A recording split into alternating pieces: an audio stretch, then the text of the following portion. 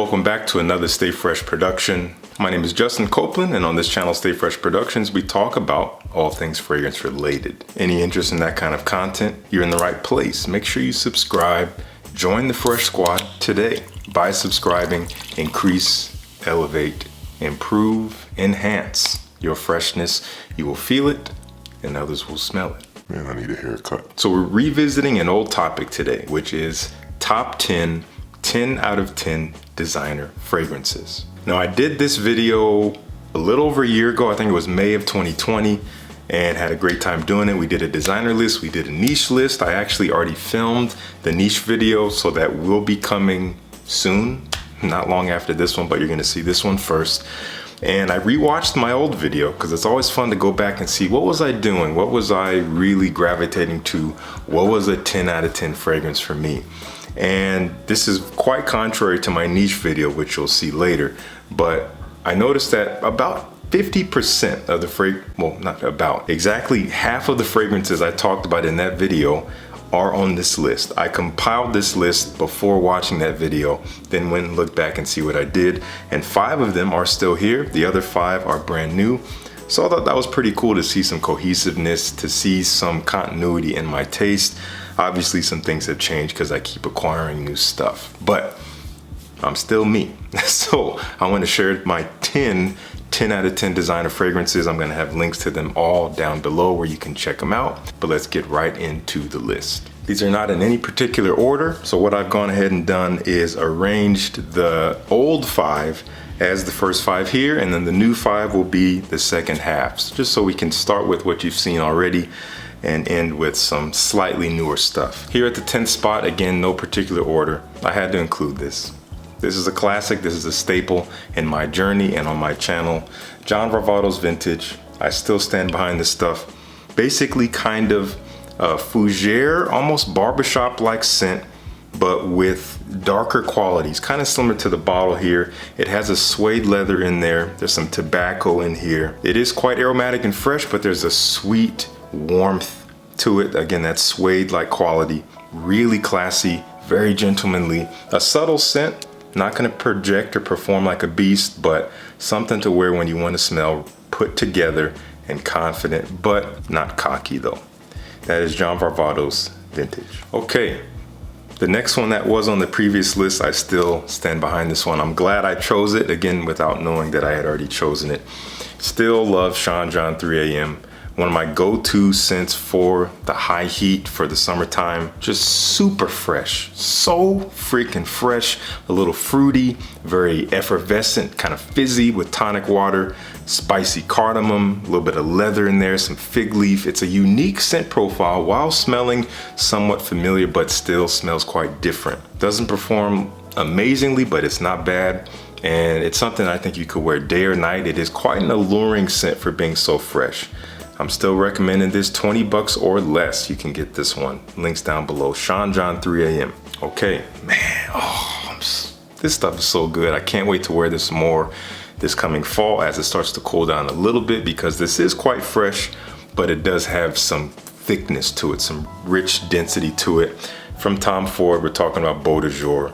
This is his take on the classic fougere style. Lots of lavender in here, lots of oak moss. A little bit of a sweet warmth in there, kind of creamy, but mostly dry. As it dries down, it gets mossy. Very fresh, very aromatic, a little spicy, herbaceous, mossy, woody, a little bit sweet and warm as it dries. Very, very masculine, very refined, something to wear. Mostly, I'd say in the daytime when you are dressed up a little bit more. This smells very, very classic without smelling dated. Beautiful scent. Tom Ford Beau de Jour. This is a masterpiece. This is a timeless masterpiece. Dior Homme, the EDT from 2011. This is the 2011 reformulation. Lots of iris in here, lots of lavender, lots of leather, lots of cacao. Ultimately comes off quite cosmetic-like and floral. There's a fresh, kind of waxy, powdery, floral quality to it that really kind of personifies the scent, but that is enveloped in leather and a little bit of this chocolatey nuance and that freshness from the lavender. The chocolate comes out a little bit more as it dries. As it dries, you get more leather and cacao. Well, at the top, you get a little bit more iris and lavender. It kind of has this transition as it dries.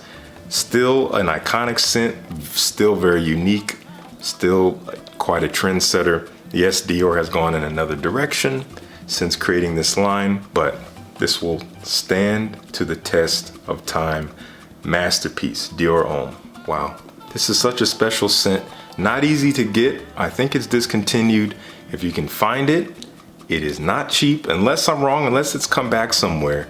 I haven't looked in a while, but the last time I was looking for this, it was over $100 for a 50 milliliter bottle. And I think it's probably worse than that now. But if you can find it, I recommend sampling it. From Bottega Veneta, we have Pour Homme Extreme. This is a very, very kind of masculine scent. Kind of has these 1980s vibes, but it still smells quite modern. This is a lot of leather. This is a lot of pine, I think. A little bit of patchouli in there. It's a little bit fresh with that pine note. It's green, it's kind of coniferous in a way, but there's a very smooth suede like leather in here. A little bit earthy, but not all that dry. Again, it's quite smooth over, and it simply smells so classy. Not an everyday scent. Honestly, this is kind of a special occasion thing for me. I gotta be in the mood to smell like this, but I think it smells so wonderful and very unique. If you want to stand out, this is one to do it. Again, not easy to find. I'll see what I can find down below in the links. Okay, now we're entering into the slightly newer choices. This one is still pretty new to my collection. I haven't given it much wearing because it's been a little bit too hot, but as we move into the fall, I'm gonna get more wearing out of this. This is a stunning scent, one that many of you already know and love. It is a little polarizing, but those who love it really love it. This is Dior Fahrenheit Le Parfum. This takes that original Fahrenheit, which is based on a very fresh and almost metallic-like violet leaf note. Very fresh, very distinct quality to the scent, and leather. Those two elements are functioning together, but in this case, they added vanilla.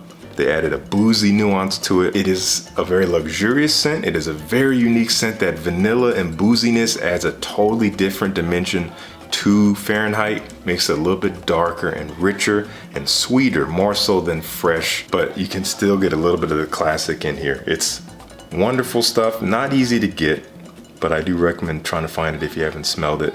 That is Dior Fahrenheit Le Parfum. A big thank you to my friend Kelvin for this one. We have another discontinued gem here. I apologize, I know, I'm sorry for teasing you, but I'm loving these scents. I have them, I wear them, I love them.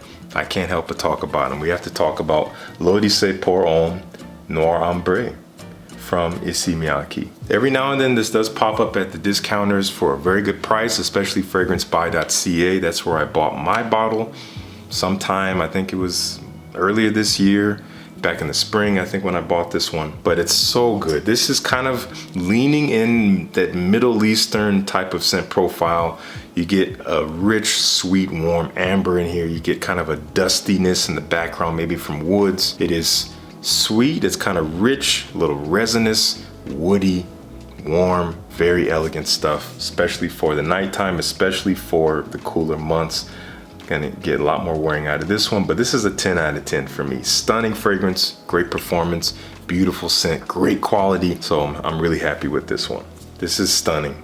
Pasha de Cartier Parfum from 2020, early 2020 this came out, January or February. Wow, this takes the original DNA, which is basically a fougere, very fresh, spicy, herbaceous, kind of creamy, sweet, woody, mossy.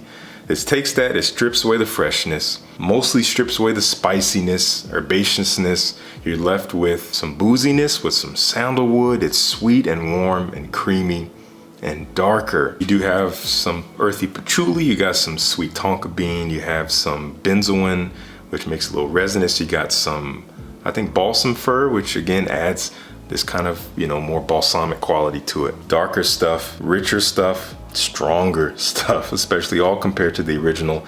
Wonderful scent. You can get it at a pretty decent price from the discounters. I'm gonna have links down below. Something to really enjoy in the cooler weather. 10 out of 10. Man, when I sprayed this one on its test strip earlier before filming, I put it down, I had sprayed everything, I put this one down. It hit me in the air immediately and I was like, man, something smells so good. What is that? And I immediately knew, oh, it was this one. This stuff smells so good. This is my favorite from the collection. I think it's one of the most underrated from the collection. From Guerlain, we have L'Homme Idéal L'Intense. Again, from this collection, I think this is one of the more underrated ones. I think it is worth checking out. This takes that DNA, that kind of creamy, sweet cherry, almond vibe, but it makes it warm and spicy and smoky. I think you get a lot of chili pepper in here. Again, a smokiness. It's just darker. It's a little bit more enigmatic. Something to definitely wear in the nighttime when you're dressed up. Something to smell elegant, but without being too posh. This is not the most formal scent, but you could definitely dress it up and it'll serve you well. Again, this is the older bottle style. The newer one's gonna look like this. So if you get that, it's a little bit more transparent. Don't be alarmed. Check it out. And finally, a polarizing pick. Something that not everyone loves. In fact, it's not that not everyone loves it, it's that a lot of people hate this fragrance. And I understand why, but I love it. This is a 10 out of 10 for me. I've been drawn to it ever since it came out in 2017. I got a decant from my boy Ricky Kanda at Alpha Fragrances. That was way back in the day. And at the time, I had two things happen in my brain when I smelled it. Number one, I said, I can't wear this. Number two, I said, I can't stop smelling this. I was kind of stuck between this duality, and years went by and I just kept thinking about this fragrance. My decant actually spoiled and went bad, so I couldn't use it anymore. But I kept thinking about this fragrance. It always kept coming back to mind. Every time I'd see it talked about in Instagram or in a video, I'd be glued to it, like, oh, there it is. Should I get it? I don't know. I got tired of waiting. Earlier this year, I went ahead and pulled the trigger, and I have not looked back. Gucci Guilty Absolute Pour Homme.